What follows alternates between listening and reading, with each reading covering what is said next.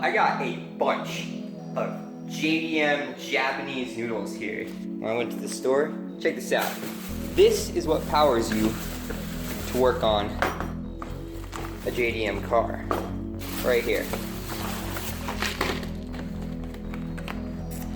Nongshim Shin noodle soup. Hot spicy sriracha. More. Hold on. What's this one?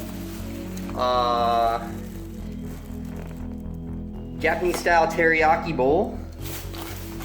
And a family pack of niyoguri spicy seafood. And then yakisoba. That right there, it's about as JDM as it gets, boys. What's up, guys? I'm back, and today we're gonna be talking about some of Nissan's best engines. And no, I'm not talking about the RB25 in the 90s Skyline GTR and early 2000s GTR there.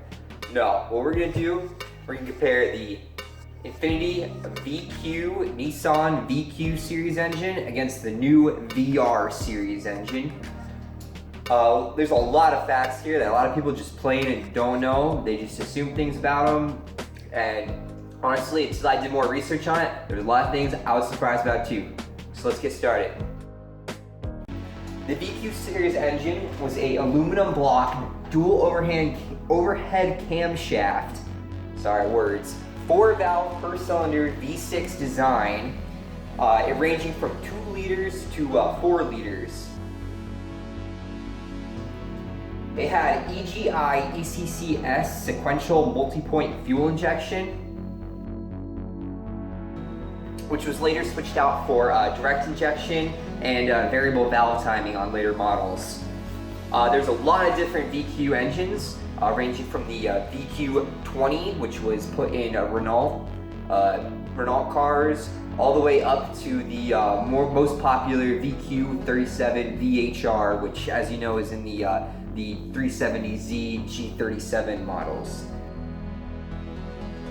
The VQ37 VHR was sort of the, well, not the pinnacle. It was the latest one they developed before they evolutionized it into the VR engine. Now, the VR engine, the first VR engine actually came out in 2008, 2007 with the R35 GTR. And as you know, that one's a 3.8 liter V6 twin turbocharged engine. What might not be as obvious is that the Q60, Q50 cars that Infiniti is producing now use a smaller version, the 3 liter VR 3.0 DDTT. And the smaller 3.0 engine is the same series as the GTR engine, same build, aluminum block. The only difference is 0.8 liters of displacement, and the VR38 series is hand assembled in a clean room by specially trained technicians in Nissan's factory, Tochigi. And the VR30, the 3 liter version that they put in the Q50 and Q60 is produced in Fukushima, which is where a lot of the VQ engines were also produced. Alright, so moving on. So which one's the better engine? VR, VQ? Let's keep digging.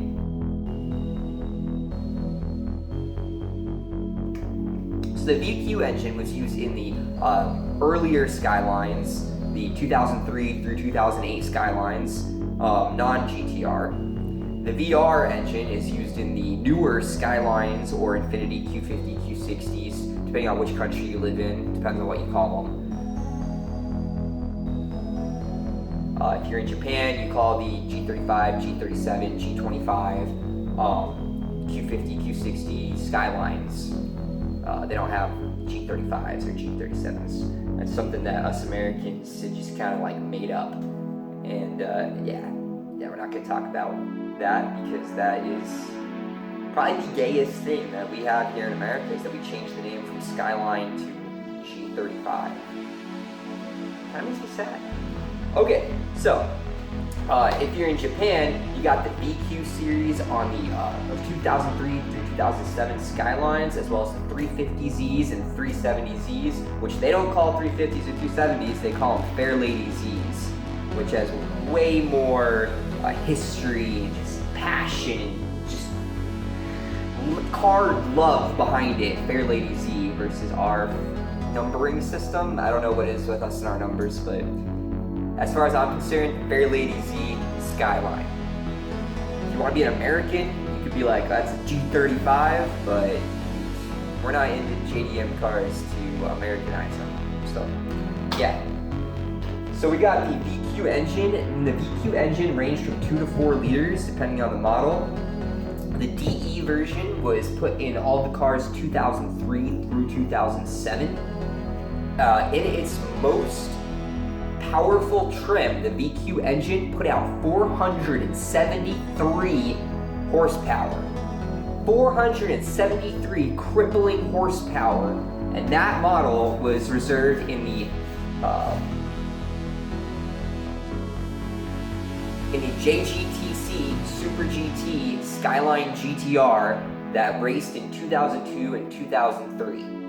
And then after that, the Fairlady Z got that same engine in the JGTC Super GT race.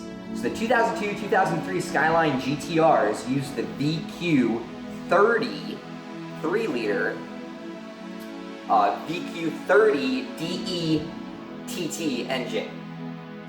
And and that's crazy because that's only 7 horsepower shy of the VR30DDTT that was released in 2008. So the VQ engine in its top trim is down 7 horsepower from the VR38DDTT engine that we know and love in the the R35 GTR that we have now. So as you can see, these engines, if you're trying to let me tell you which one's better, the VQ engine has won 10 years in a row top 10 engines on Ward's list.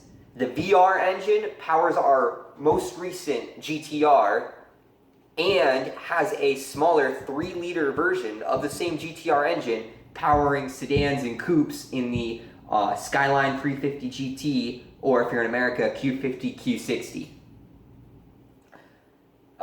One's twin turboed, VQs are naturally aspirated. VQ DEs are rated up to 420 horsepower naturally aspirated, with some of them going over 1,000 horsepower twin turboed. And I don't think I need to tell you, VR38s, the VR series, are known to go above 1,000 horsepower. Quite common, actually, for tuned VRs to be above 1,000 horsepower. So really, it's up to you. Do you want twin turbos? Do you want that extra maintenance that you're going to have to do? Do you want the extra expense of operating those twin turbos on that engine? Or would you rather make power with the VQ and have a naturally aspirated engine? As is shown by the Skyline GTR that raced in 2002, the VQ engines are capable of GTR engine horsepower. And some would argue that the VQ is also a GTR engine, considering it was put in the GTR in 2002 and 2003. So you got 2 GTR engines that each have different versions to choose from. Honestly, you can't go wrong. Either of one of these engines is a solid choice. So I'm going to leave you with that. That's some food for thought. That was a lot of info that I didn't previously know about these engines. But after digging into them, these are some of the most advanced engines, or some of the best built engines in the world. Alright, we'll catch you next time. I'm going to upload another daily vlog tomorrow. I'm trying to do these things daily. It's actually it's really, really hard actually to upload videos all the time. You end up forgetting and just things get in the way kind of. But I'm always trying to get content for this channel, so please like, subscribe, comment what you think. Which engine would you take, the VQ or the VR? And let me know if you learned something new today. As always, thanks for watching. Import Life. Finishing up the day with some Nissan noodles here, because if you're not eating Nissan noodles, you're not even a JDM fan. Seriously, this is hey, subscribe guys, like the video, helps me grow. Thanks for watching. Take care. Till next time.